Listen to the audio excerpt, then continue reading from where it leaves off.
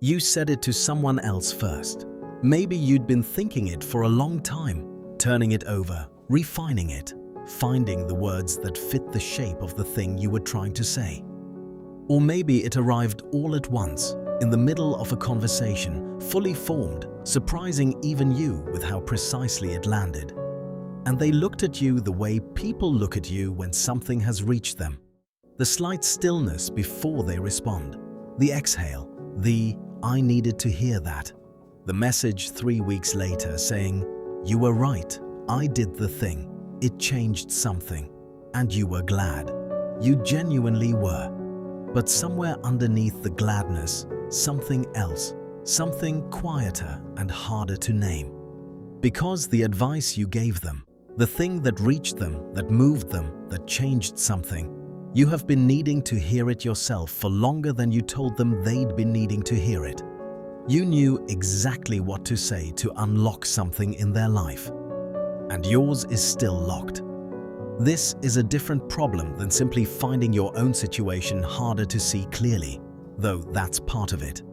This is about a specific gap that psychologists call the knowing-doing gap. You know what needs to happen. Not vaguely, not in the distant way of "I should probably address that someday." Clearly, with the same precision you applied to someone else's life. You know the conversation you need to have, the pattern you need to break, the thing you need to stop waiting to feel ready for before you begin. The knowing is complete. And still, you don't do it. And the fact of knowing makes the not doing worse. Because you can't claim ignorance. You can't say, "I just don't know what I need." You can't maintain the comfortable fiction that you're still figuring it out. You've already figured it out. For someone else, out loud, and they thanked you for it. Kristin Neff, the psychologist who developed self-compassion research into a formal field of study, identified something that seems obvious once you hear it, but that most people have never consciously examined. We apply fundamentally different standards to ourselves than we apply to the people we care about. When a friend is struggling with a decision they keep avoiding, we don't call them weak. We don't catalogue their failures of consistency. We don't say, "You already know what to do, so the fact that you haven't done it means something is wrong with you." We say, "This is hard. Of course you're scared. Anyone would take time with something this significant." We extend patience. Context. The understanding that knowing and doing are not the same thing, that change is non-linear, that being stuck is not a character flaw. When we are the one who is struggling, when we are the one who knows and isn't doing, the voice that responds is different. It catalogues, it compares, it points to the advice we gave someone else as evidence against us. You told them exactly what to do and they did it. You can't even do it yourself. What does that say about you? This is not wisdom. This is not accountability. This is the same situation, evaluated by two entirely different systems. One built for others, calibrated with compassion and context, and one built for yourself, calibrated for something harder and colder and far less forgiving. Neff's research shows that self-compassion isn't softness. It isn't lowering standards or excusing avoidance. It's applying the same quality of understanding to yourself that you apply to others, and that it actually produces more consistent action and resilience than self-criticism does. The harshness doesn't make you do the thing. It just makes not doing it more painful. There's something else happening that goes beyond self-compassion. When you give advice that lands, when you say the thing that opens something in another person, the words travel from you outward. They move from your interior, where they carry all the weight and complication of your own situation, into a slightly different air. And in that slightly different air, they work differently. This is partly Solomon's paradox. The distance between you and another person's problem creates clarity that proximity to your own situation prevents. But there's a layer underneath that's worth examining separately. The advice you give other people doesn't carry your personal history. When you tell someone to stop waiting to feel ready before they begin, that advice reaches them without the freight of every time you tried to begin and it didn't work. Without the specific ways begin has failed you before. Without the protective layer of reasoning your nervous system has built around why your situation is different, why the rules that apply to others don't quite apply to you, why now isn't quite the right time. The advice, given outward, is clean. Received inward, it has to pass through everything.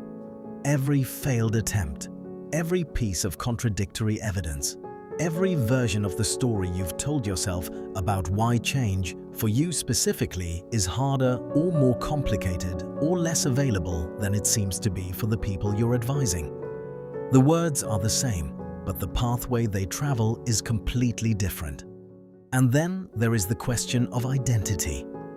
Because there's a specific kind of person who gives transformative advice, and that person has often, consciously or not, organized part of their identity around being the one who sees clearly, who understands, who can articulate what others can't, and the person who genuinely cannot apply to themselves what they so fluently apply to others is threatening to that identity. If I know this, if I can see it clearly enough to change someone else's life with it, then what does it mean that I haven't changed mine? It means I'm a hypocrite. It means the wisdom isn't real. It means the version of me that people come to, that people trust, that people credit with clarity, is a performance, not a truth. So you don't try.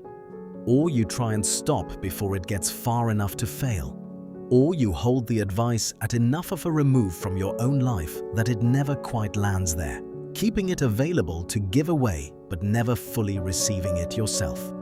Because if you try and it doesn't work, you lose something essential.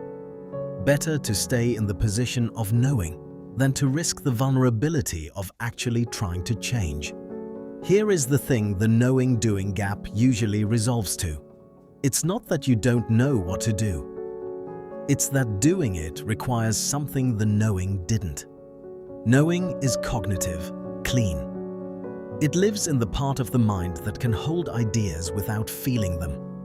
It can say, I need to have this conversation, or I need to leave this situation, or I need to stop waiting without the full weight of what that means arriving all at once. Doing is embodied. It requires moving from understanding into the physical reality of your life, which means feeling the fear, not just naming it. Tolerating the discomfort of the transition, not just identifying that a transition is needed. Accepting the uncertainty of what comes after the change, not just believing intellectually that change is possible. The advice you give other people doesn't ask you to feel anything. Following the advice yourself asks you to feel everything. There is a version of yourself that has already given you everything you need. It spoke out loud to someone who needed it, and it was right. It found words for things that hadn't had words. It held enough clarity to move someone from stuck to unstuck, from circling to moving, from afraid to willing. That wasn't coming from nowhere. That was coming from somewhere in you that understands, genuinely, not theoretically, what it takes to move. The work now isn't to find new advice. It isn't to search for the insight you don't yet have. It's to extend to yourself the same quality of care you extended to them. To say, with the same patience, the same lack of judgment, the same genuine belief that change is possible, I know this is hard. I know you've been here a long time. I know the knowing hasn't been enough. Let's try anyway. Being shared. Psychology for the things you feel but can't explain. If this found you, share it with the person who always knows what to say to everyone else.